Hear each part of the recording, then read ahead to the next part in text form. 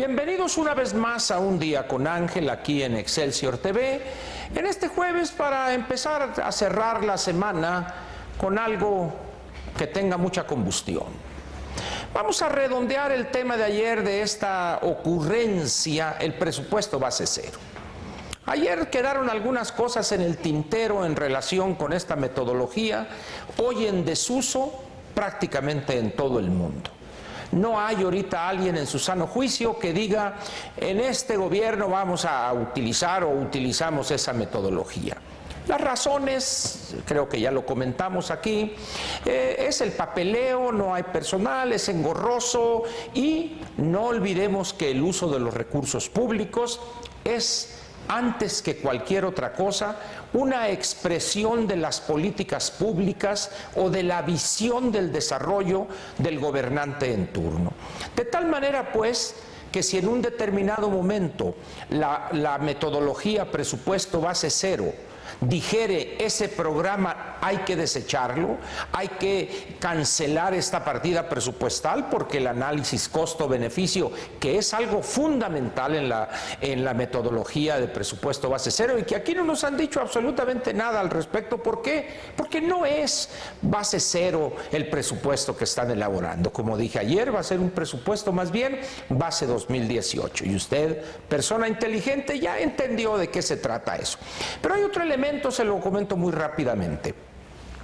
La metodología del presupuesto base cero supone de entrada olvidarnos de todo lo pasado, es decir, analizar partiendo de cero, de ahí el nombre base cero, partidas, programas, etcétera, para ver si tienen méritos suficientes para que se le asignen recursos públicos. Y aquí 75-78% del gasto o del monto del presupuesto es un gasto ineludible, pues estamos aviados, diría el clásico. Pero en fin, dejemos el presupuesto base cero y solamente le diré a usted que ya empezaron los señalamientos en torno a que esto no es o no va a ser un presupuesto base cero.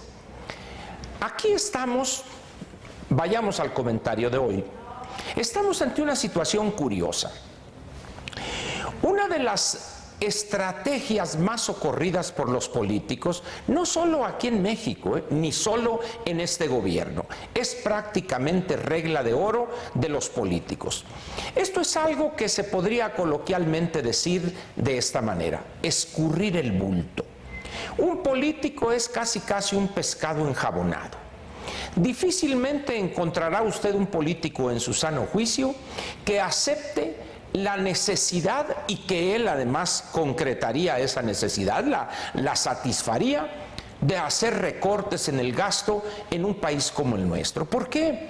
Como bien ha señalado el secretario de Hacienda, que parece que ahora descubrió que los presupuestos en los últimos 15 años en este país han sido inerciales. ¿Qué quiere decir esto de inercial? Ahora resulta que el problema de los presupuestos se debe al licenciado Isaac Newton. No, inercial, recordando la primera ley de Newton, que si me acuerdo yo de mis años de estudio de física, dice que todo cuerpo tiende a mantener su estado de movimiento o de reposo en tanto no haya una fuerza externa que lo impele, lo impulse a cambiar ese estado. Esto le llaman algunos la ley de la inercia, pero es la primera ley de Newton. En el caso de los presupuestos, cuando se dice tiene un crecimiento inercial, eso significa que lo asignado el año pasado, es decir, o el año que va corriendo, se toma como base, se le aumenta un porcentaje X dependiendo de lo que se proyecte de inflación y ¡zas!, ya tenemos la otra partida. Poco importa si hay una justificación en ese programa, si el universo a atender con esa partida presupuestal ya se fue de ahí, etcétera, etcétera. De ahí la metodología base cero, que elimina todo lo pasado y dice, a ver, de aquí para adelante dime si se justifica o no, pero un elemento fundamental, repito, es hacer un análisis costo-beneficio, es decir, ¿cuáles son los costos en que voy a incurrir para poner en práctica este programa o esta partida presupuestal o apoyar a este grupo vulnerable y qué es lo que voy a obtener? Si la diferencia es positiva y está acorde este programa en lo que se propone alcanzar, en los objetivos a alcanzar, con una visión general del desarrollo, en este caso plasmada en esa cosa inútil que para nada sirve, que es el Plan Nacional de Desarrollo, pues entonces se aprueba. De otra manera, se desecharía. Pero volvemos entonces a lo que tenemos. El político no quiere reconocer que hay que hacer recortes. ¿Por qué? Porque automáticamente sería casi un suicidio político, porque tendría que reconocer que se equivocó. Particularmente en este gobierno, que en los 3 años que lleva, el 13, el 14 y el 15, la deuda pública aumentó de una manera peligrosa.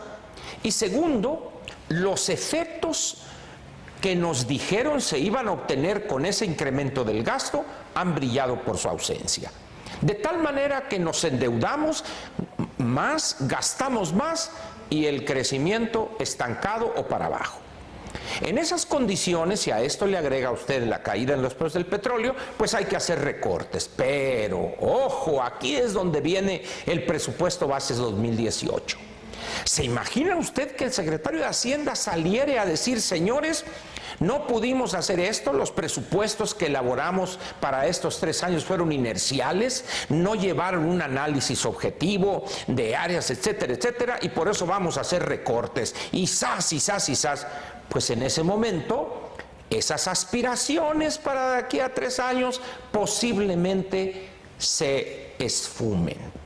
De tal manera que vamos a ver cómo le haremos ahí. A ver, señor subsecretario Portela, usted que siempre da malas noticias, a ver, dé una buena noticia.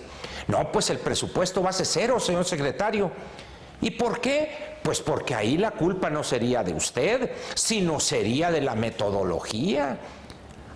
Muy bien, muchachito, muy bien, diría el comandante Agallón Mafafas. Y en ese momento viene el presupuesto base cero. Poco importa que no tengamos los elementos en cuanto a información estadística se refiere, no tengamos recursos humanos calificados, etcétera, etcétera. Por eso, ese presupuesto base cero no pasa de ser una ocurrencia. Y por fortuna, ya algunas fuerzas políticas ya empezaron a manifestarse señalando que esto no era presupuesto base cero, que fuéramos serios. Y por otra parte, algunos especialistas también ya se atrevieron a decir que es falso que vayamos a tener en el 2016 un presupuesto base cero. Quedan por ahí todavía esos portavoces o elogiadores oficiosos y oficiales que dicen que ahora sí. No les haga caso a estos últimos, ¿no? ¿Qué pudiéramos decir de esta realidad presupuestal que se está cocinando en México?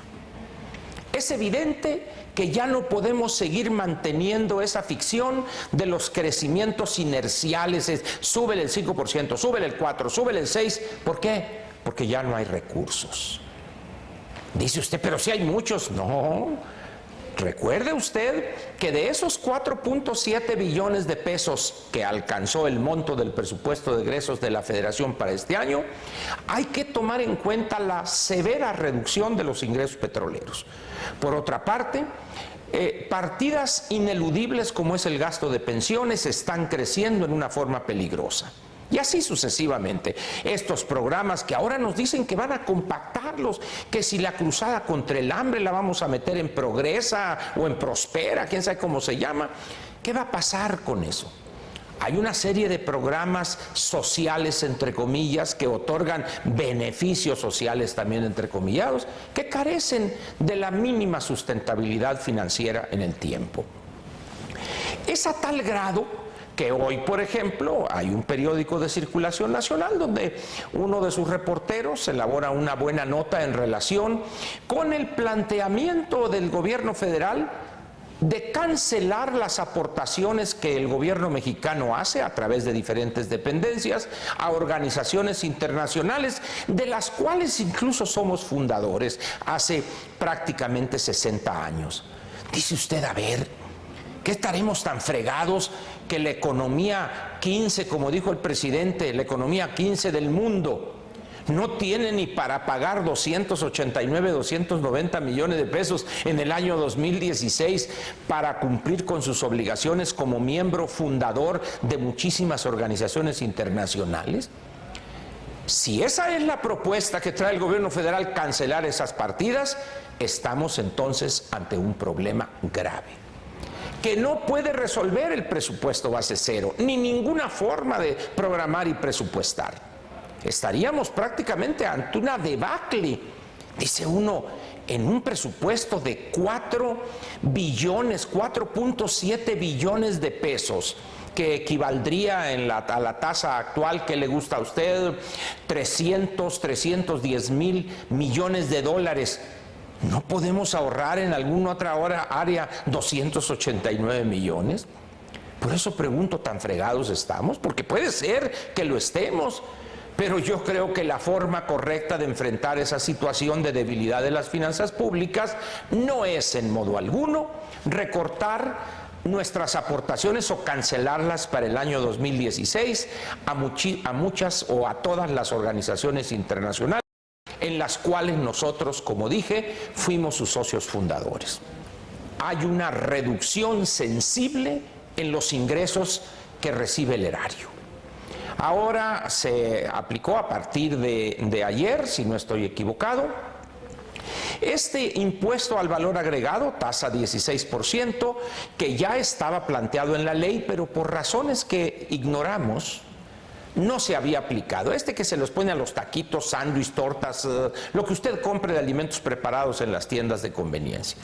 ¿Cuánto va a captar el sector público por eso?